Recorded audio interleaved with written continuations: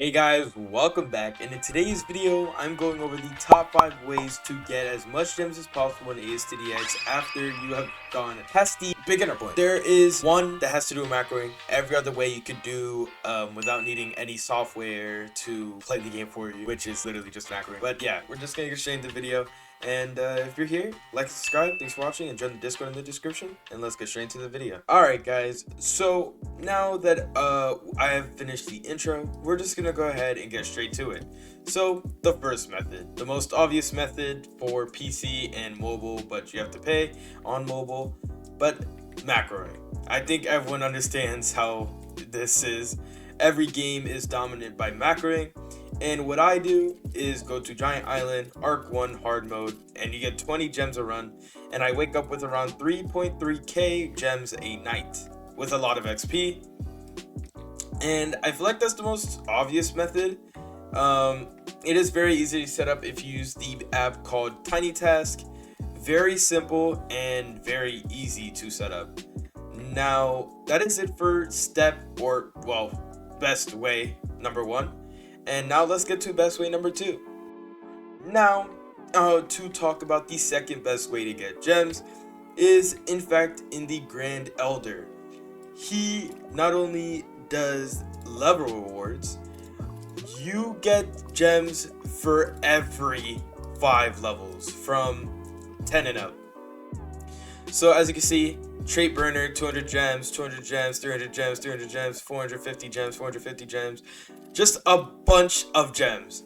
And this also adds on to why macroing is the best way, because while you're also getting gems from AF King story, you are also getting gems because you are leveling up while doing it. So yeah, that is insanely good for gems and trait rolls as well.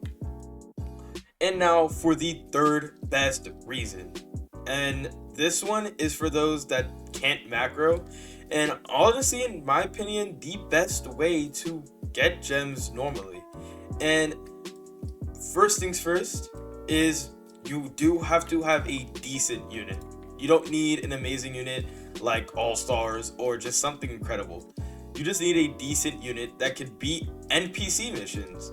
Now, NPC missions, if you've never done one before, you just click on the highlighted text until you get this pop-up where you can fight them. And right now it says 1 gems, but for your first clear, it can give you all the way up to 500 gems. And my way is just doing it. You could do twice per character. There's 2 different arcs. And you could get up to 400 to 500 gems per NPC, and maybe even up to 1,000 depending on who you're doing. Now, these guys, very easy. Those get you gems. Blackbeard, Kokoshibo, Ukiyoto over there. Goku, Naruto, Sunjin Woo at the outfit section. And then Ramen Guy, which gives the most gems unironically, and Dio right there. If you talk to Ramen Guy, as you can see, he gives you this one. If it is your first clear, he gives you around 500, which I think is the most from an NPC mission, which makes him the best choice if you want to get a quick 500. Make sure to do your NPC missions. These are a must do if you want gems. And then, yeah, there's also Vegeta at the AFK. And that is number 3, I'm pretty sure. And for the fourth and probably last is the task. You do your daily, you do your weekly, and just from your daily alone, if you go ahead and check out defeat, multiplayer, daily challenge, daily login, and summoning, you from all of this, I'm pretty sure get like 1,000 something. Just a quick and easy way to get 1,000 gems daily from the missions alone. And the weekly, which, I mean, it's weekly, so obviously it's going to give you a lot. As you can see, just completing the quest gets you 1,000 gems, 15 trait rolls, a bunch of stat dice. And then there's also these, as you can see, 150, 200, 500, 800. Just insane quests. So that is definitely something you want to make sure you get done every day. And also, as you do your daily, you're also going to get these. As you can see, on day 7 you get 600 gems, which is insane. And I thought of one more thing, and for the final and last thing, but before I show it, if you made it this far, comment Astdx. I like this game, so why not?